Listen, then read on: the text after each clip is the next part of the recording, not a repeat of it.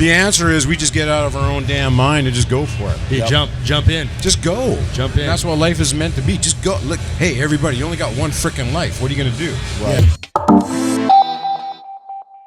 It'll be good to start fresh after 3 days of hanging with each other at a trade show. How much Protan's on your hand? Boop, boop, boop. I think James left some on our chair there. Look at the, like right here. Yeah, from his big, huge, massive calf. Yeah, I think so. Rubbing off. Okay. Hey, everybody. Welcome to It's Just Bodybuilding. Day 3, live from the 2024 Arnold Classic booth. The Mutant Rebirth. Born different, born hardcore. Remember, IamMutant.com. Get your ISO Surge, get your all in, and everybody should get on the gear. All Dusty gear. 20, Big Ron 20. Remember, like, share, subscribe, comment, and Ring the bell. Ring the goddamn bell. Okay. Jim McMahon. He calls me Captain Ron, which is an old Kurt Russell movie reference. So I call him Admiral Jim, because that's a Star Trek reference. Oh, even better. Oh, even better. Admiral Jim. Although I live to be demoted every chance I get. Yeah. Hey, we'll do that. When I say Jim, I try to sound like Bones. Jim, damn it, Jim. That can't be done. Damn it, Jim. That's expensive. That's over budget, Jim. I always love it when I call you up, Ron, and every time you say, damn it, Jim, that's a great idea. No, he doesn't. So Jim McMahon, obviously founder of Mutant and CEO. Mutant CEO on Instagram, right? Mutant CEO. There we go. They won't give me a discount code, though. No, but you do need a blue check. I think you need a blue check. Should get one. I got one. You got a blue check? Yeah. I paid $8,000 for the blue check. Yeah, you got to do. Didn't you? It's account I security. sold my soul twice. I had no problem paying for it. Account security is like, my buddy got his account hacked like right before they did that. Oh, no. And So I was that's like, what it's about.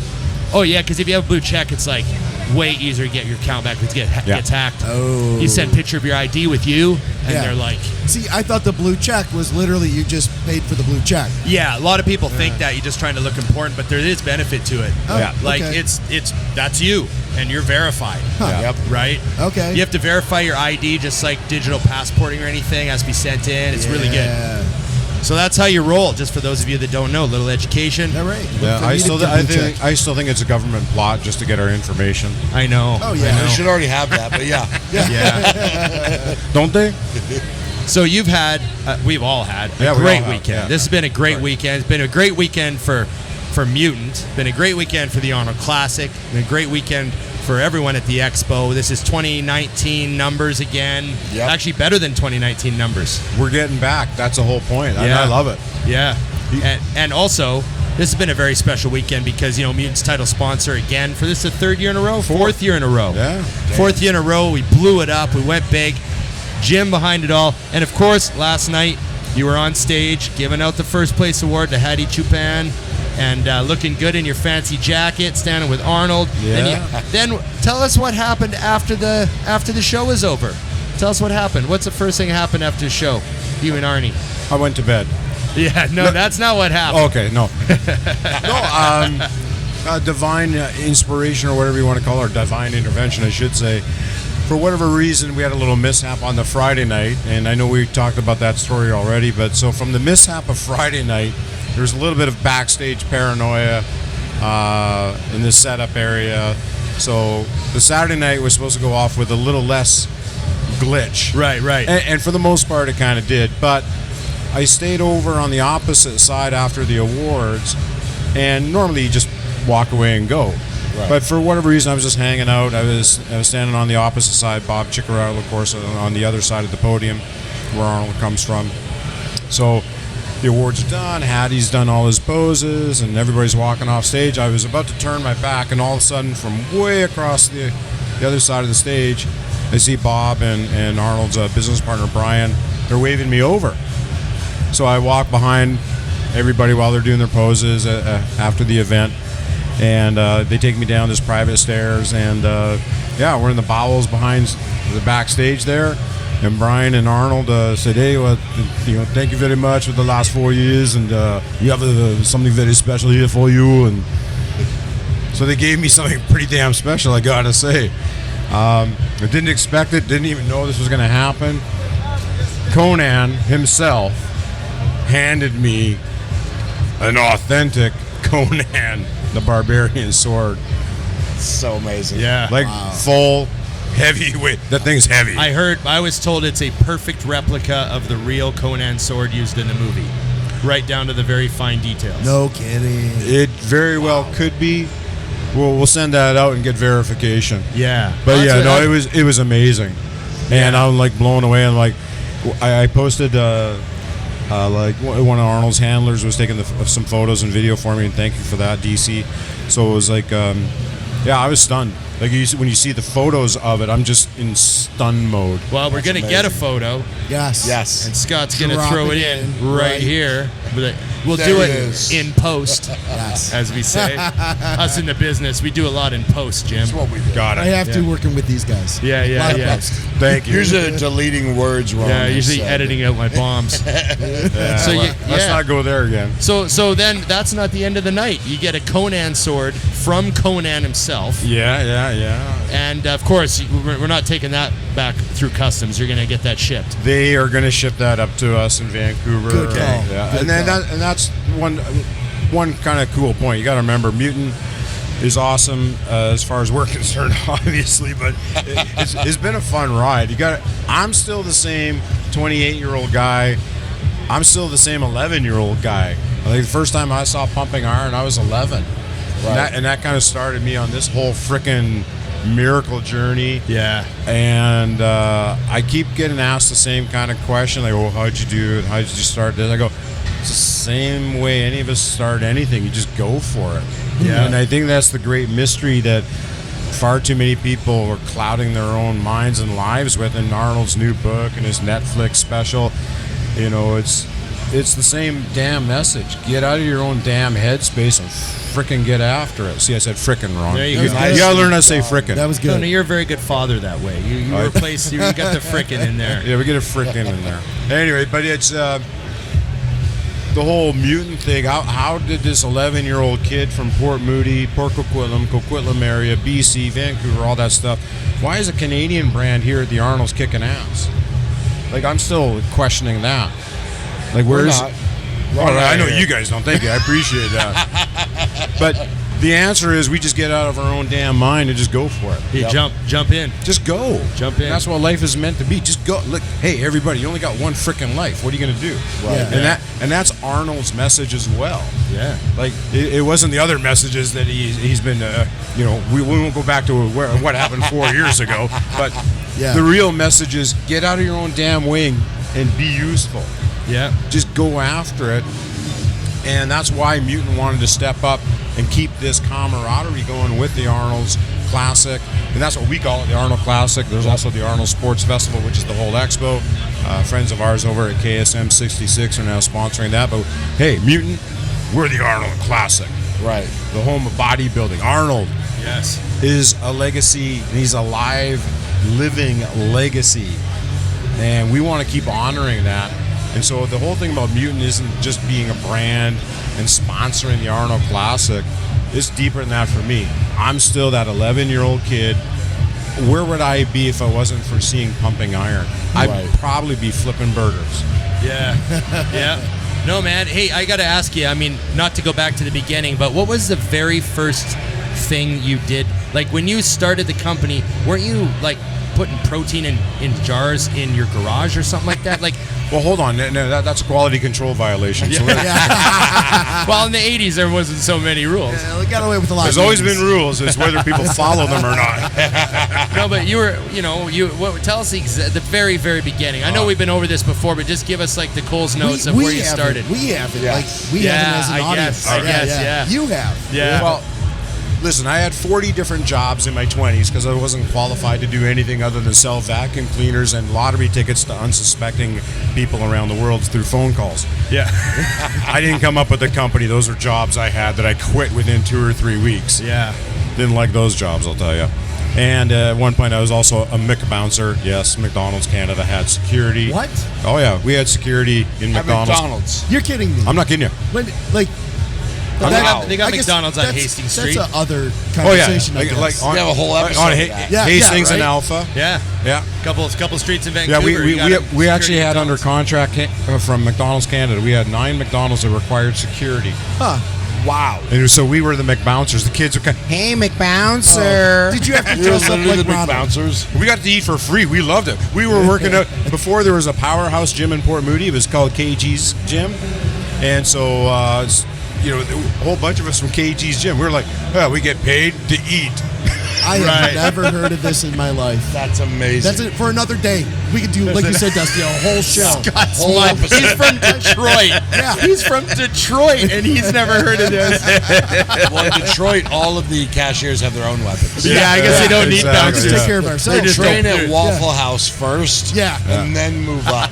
Hey, Ron, you know those green things that British Columbia and Vancouver, Amsterdam? Yep. Yeah, he was very famous for that green herb Yeah, stuff. the green flowers. Yeah, we had a couple of incidences in some of the McDonald's areas, and Yeah. there were some spaced out paprika dealers. My mind is blowing. My mind is just blown right now. He's not even listening anymore. Yeah, no. They might have dropped a Ziploc bag here and there, and that might have ended up in somebody's pickup truck. Yeah. Wow. So what was the very first step when you started the company? You know, because like you said, Oh, nobody wants to hear about the company. Let's go back to the paprika. yeah. But you said something interesting. I want to make sure we touch on. You look at where you started and where you are, and I think that's what happens, and how people don't just do it. And I think that's because a lot of people get overwhelmed. They think, well, I couldn't start a supplement company. I mean, look at what it takes. Yeah. But this wasn't what you were thinking when you started the company. Lordy, no way. Because yeah. it's all about, just like bodybuilding, it's about incremental goals, short-term goals. Like, Yeah. what was your first goal with the company? with the okay. Like So the first goal. So just to preface, one of the 40 jobs was working for somebody else in the industry. Yeah. And a lot of people who are in this industry, that's how you got your start. You worked at a GNC or a vitamin shop. Right. Me, I got kicked out of university and started working in a fitness place, and then I went to another fitness place that had an open juice bar area, but nobody was running the juice bar. So I became Juice Bar Jim. And then I got to know some of the suppliers. Again, I got a job with one of the one of the branded suppliers way back in the 80s. I got to drive all around Western Canada. I mean, some of the names I could drop for Western Canada guys I got to meet was pretty good. So, like, you were like a sales rep? I was a sales rep driving all around Western Canada, even in the snowstorms. Yeah. That was pretty awesome. Yeah, well, people who don't know what winter's like in Canada, Western Canada is a very uninhabitable place in some areas. Just think Minnesota in your worst winter storms. Oh, yeah. Yeah. Just no thank that's you. What when Americans think about Canada, that's exactly what we picture. That's Yeah. the only Like, thing that's they do. all there is up there as far as we know. And a bear. Yeah, Yeah. and a bear. Lots Chasing of you. bears. Yeah, I And a got moose. to come out of the igloo once in a while and feed the polar bears. Yeah. It happens. Anyway, sorry to answer the damn question. It was, I was working for somebody else, and then they sold the company, and then the new owners came in. I won't name the company, but they were batshit crazy. And within like 2 or 3 days, I was like, I gotta get out of here. Like this is going nowhere. Right. And so I started to put the idea together. Okay, so whey protein had already just come out. Creatine was kind of still new. This was like even before Muscle Tech was born. Right, EAS was just kind of out there finally. Yeah. And I just found that stores and consumers, they just wanted the straight information, and nobody was giving it to them, it seemed.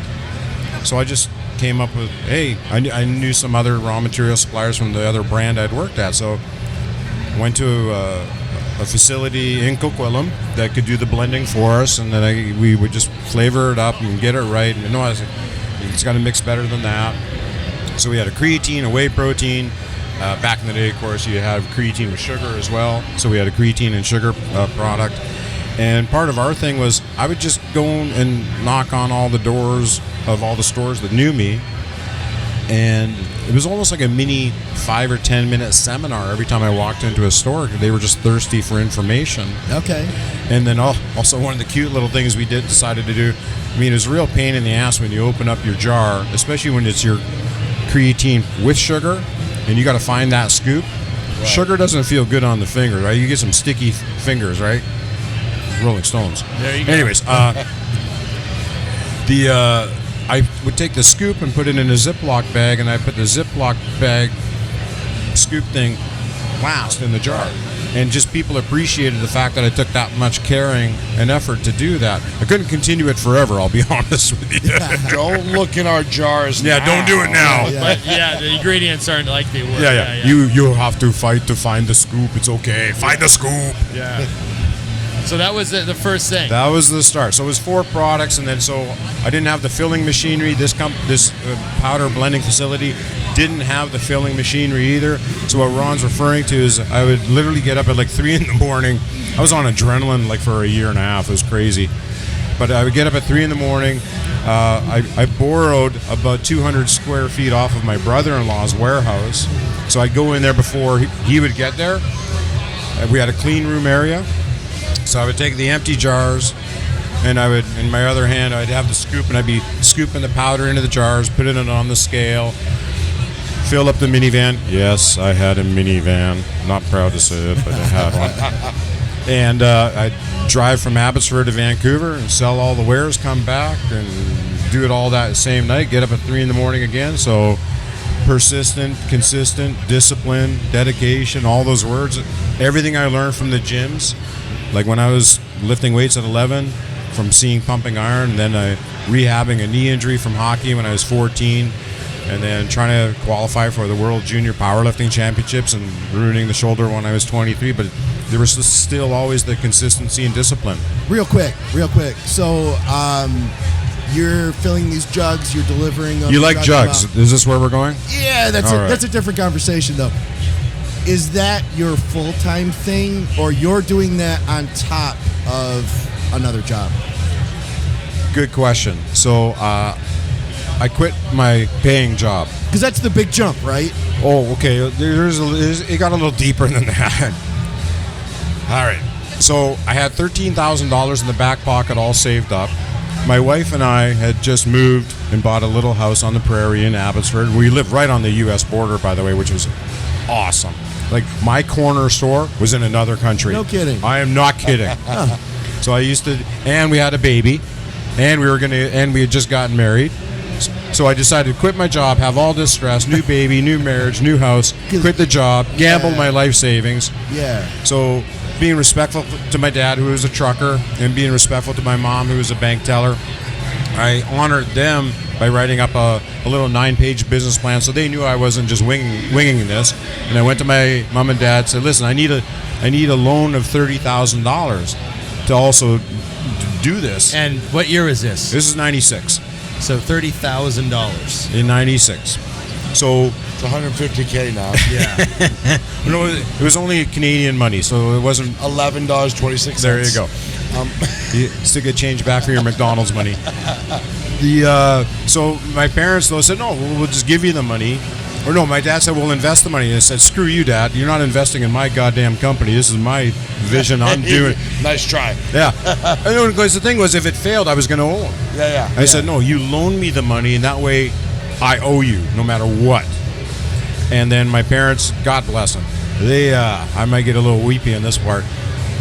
My dad, I didn't really clue in that day. He was having an angina attack. Later that night, he actually had a heart attack. He's alive. So he jokes. He kind of likes it when I tell the story. You go, "I asked my dad for $30,000 and he had a heart attack." Literally. That's wild. But what my parents did, which was so cool, they said, "Listen, if we can't invest, we won't loan you the money.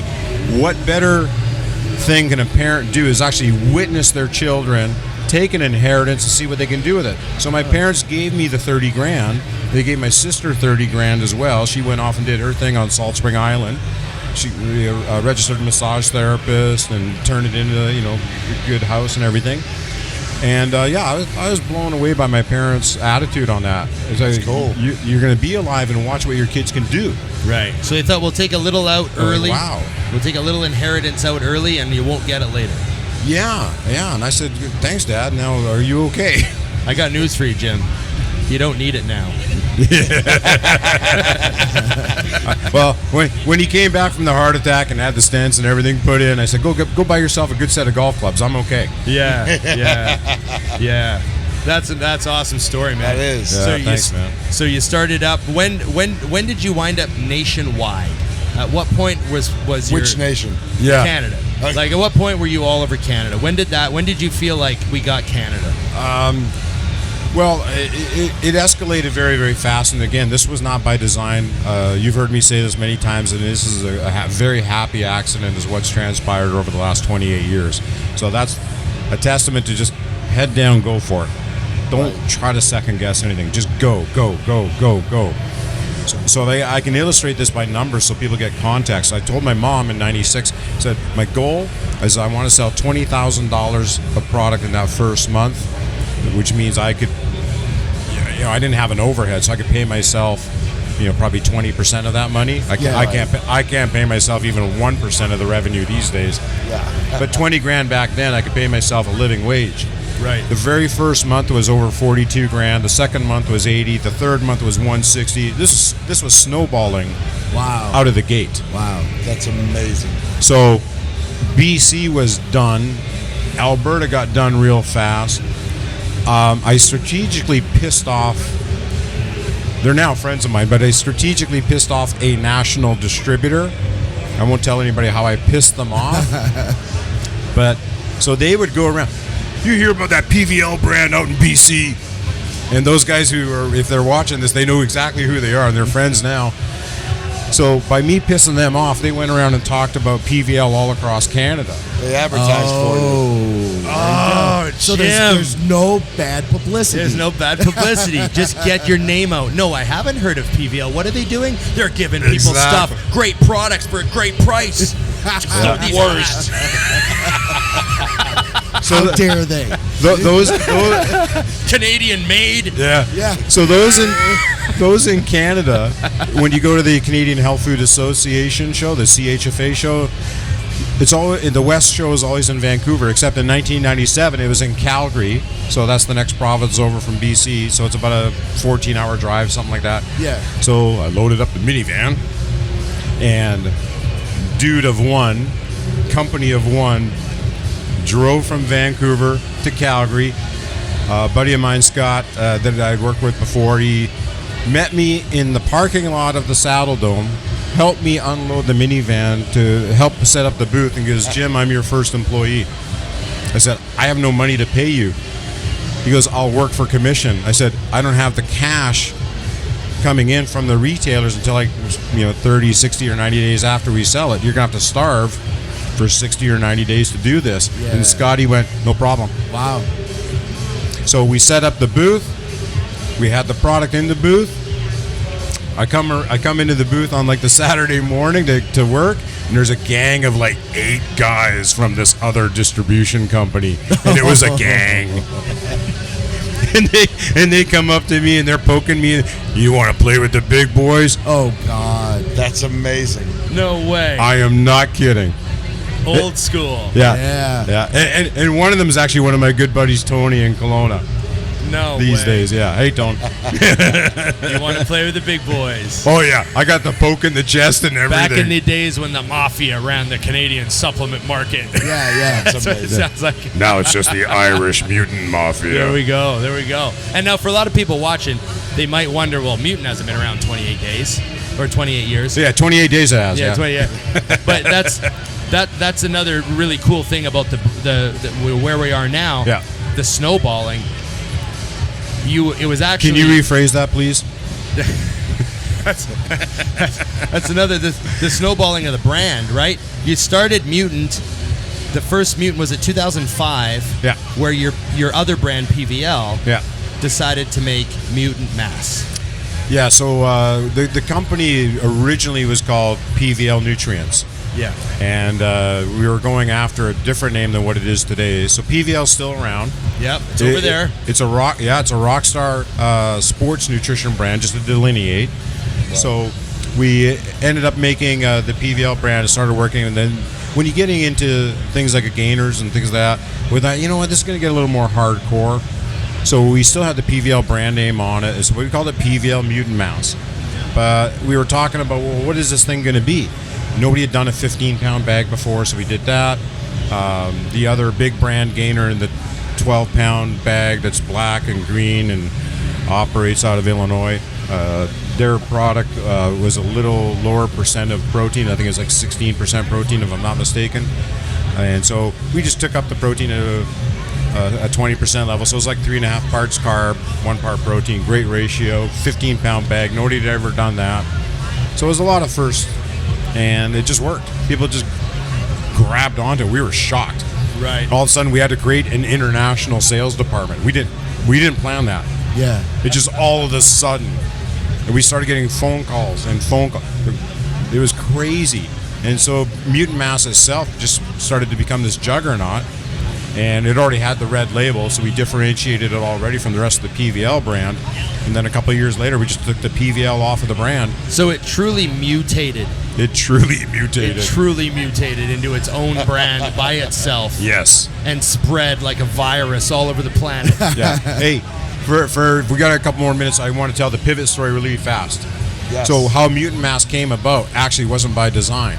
Okay. What had happened, because we were now manufacturing, we were doing the blending and filling for other brands as well. Yeah. So we had somebody place an order for like 5,000 kilos. That's 11,000 pounds, Dusty. Thank you. So 5,000 kilos. Or no, maybe you know kilos, right? I do know kilos. Okay, all right. Anyways, kilos Grams, of. too. It was yeah, First you get the money, then you get the power, The browns. then you get the women. Yeah. So all we the weights, grams, kilos, all of them.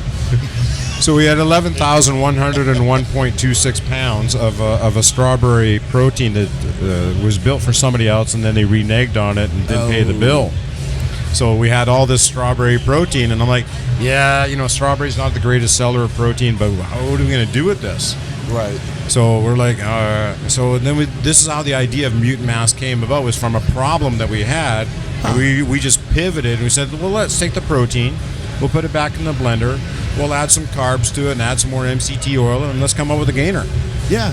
Wow. And I swear to God, that's the story. That's amazing. And it just it took off. You did. I imagine it sold then, like you didn't expect it to. Well, I mean, you have some expectation when you make a product, but of course, look, it just mushroomed into this. Yeah. Right. So this was not by design. Yeah, that's incredible, man. It's fun. And now we're here at the 2024 Arnold Classic, 4th year as title sponsor. Four time. There you go. And it all goes back to having taken a chance. Yeah, and we keep taking the chance. Like, okay, people have seen what we've done here this weekend. They go, "Oh wow, way to go!" It's still a gamble. It's still a calculated risk. Yeah. We don't have. Well, I better not say this if Arnold and Brian are listening, but we don't know how we're paying for this yet. We're just going for it. I love it. It's okay. You got 90 days. Yeah. We're good. Maybe we'll ship them some Mutant Mass in terms of payment. Yeah, you got a sword you can sell if you really need it. Yeah, there you go. I think we're going to keep that sword. Oh man, no, it was a great weekend, and you know what? I mean, you have done. I know I'm speaking for Dusty and Scott here. I mean, you have done so much to give opportunity to so many of us athletes over the years. Like everybody, when I tell the story about when I knew who you were. I knew Jim. I saw you at the shows. Yeah. I saw you around Alberta. I saw you around BC at the shows. Yeah. I knew that's Jim from. And you knew our crazy rep, Lily. Yeah, and I knew Lily. I was her trainer. And I knew who Jim was. You were very friendly to me, always nice to me. And I remember we were standing backstage at the Albertas one year, and you were standing there holding. You had started doing the Mutant Award. Oh yeah, okay. And you were standing. It was 2010. You're standing there with the Mutant Award, and I said, "Oh, you're giving out the Mutant Award?" And I wasn't a mutant yet. Yeah. And he goes, "Yeah." And I go, "Oh, well, don't you have a athlete at the booth?" I thought he was giving it out because I think it said somewhere like mutant athlete give it out award or something, Yeah. And he looked at me and goes, "He doesn't want to do it." And I will never forget that. And I thought, what an idiot. Because I was sponsored by another company at the time, and it was sponsored by a super big company that everyone knows, and they didn't use me for anything. I was a little tiny nothing. I was just for an ad, right? And I just thought, man, if I was with the company, I'd do whatever they wanted. Yeah. Like, I'd get out in front of anybody. And I just thought, what an idiot. Right. And then, less than a year later, I got an opportunity to sign with these guys. And I just thought, there's no way I'm ever going to say no to Jim. Huh. And I will never forget that. Well, there was the one time you said no, but that's a different story again. A lot of different stories today. I'd already smoked so much, Jim. Wait, hold on. I don't even remember when TikTok was first starting to come out, and somebody came up to us with the pink tutu. You know what? No, Jim. That was a no, Jim. If you would have asked me, I know Dusty would have done it. I would have done it. Yeah, man. I still did. And it just really, it really is a testament to the company, why we're here now and what you've done for us. And it's part of the brand. It's part of what the brand stands for. Yeah. And of course with the podcast, like you bringing Scott into the fold, bringing him to the shows, letting us do this here with this floor space. Well, Scott, you remember when you and I were talking on the phone when I had just come from my 1 hour walk around Port Moody, and I was huffing and puffing, and you and I were on the phone, and I'm pretty passionate. As you guys know, I can demonetize your podcast way faster than Ron can. So, but the F-bomb started coming out after, like, you and I were just having a good session, and after 5 minutes, then we were rolling on this conversation. Yeah. I was pacing outside of my building in Port Moody. People go, he's done another mile or two here. Just talking and rocking. Oh, man. And we were having it because I wanted to learn what you were doing, and why you were raping and pillaging me from my two athletes over here. No. Well played. No, but it was like, what's the good juju that's going on here, right? Yeah. And I wanted to learn what you were doing. I'm always curious, right? I'm always checking on you. How's the gym? I called you the other day about, lease space and things like that. Yeah, so supportive. Yeah. No, man, it's again, thanks for coming on today. Your story of When do we start the podcast? Right away. He's going to hit record soon. So Wait, was I supposed to hit record? we're just a pre-interview. Oh, okay. Yeah. So yeah, man, and This is the fluff files. Yeah, it's just been a lot of fun. You get to points in life where you can get on this train or that train, and you just think, man, you get on one, and then you get to a point where you're like, man, I picked the right train. You know what I mean? And I felt like that for a long time here. But all you guys are doing the same thing. Like, Scott, you're doing it with the podcast. Dusty, you're doing it with whatever Dusty I does. have no idea what I'm doing. Sort of does Dusty things. I'm not really sure. And He's like Kramer. Yeah. Like, what's he do? He's always home and he's always around. He's got money.